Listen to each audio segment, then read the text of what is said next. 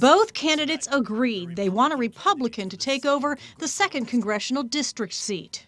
We can do better than Annie Kuster. She's ineffective. It's time for us to send new effective leadership to Washington. They both support Donald Trump, but had different reactions to his comment about Russian President Vladimir Putin being a better leader than President Obama.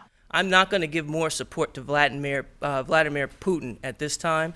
I think he's a threat to national interests. By having a relationship going into a presidency, I think it's nothing but a good thing. Jim Lawrence served 3 terms as state representative, while Jack Flanagan is serving his 3rd term now. They argued over defending the Second Amendment. Is that my opponent has shown a tendency to say something, to talk tough talk when it comes to supporting the Second Amendment, but unfortunately, when it comes to support those issues, he hasn't always been there. The reality is he's filling out surveys, okay?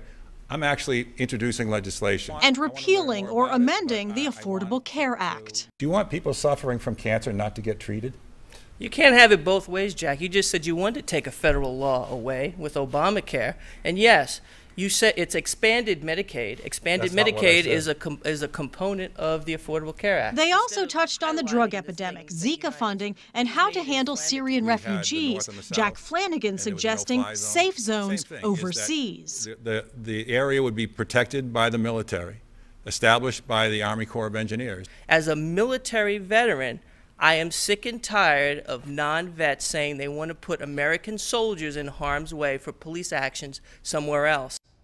And it's not just about name recognition tonight. These Republicans need to attract voters to the polls come Tuesday.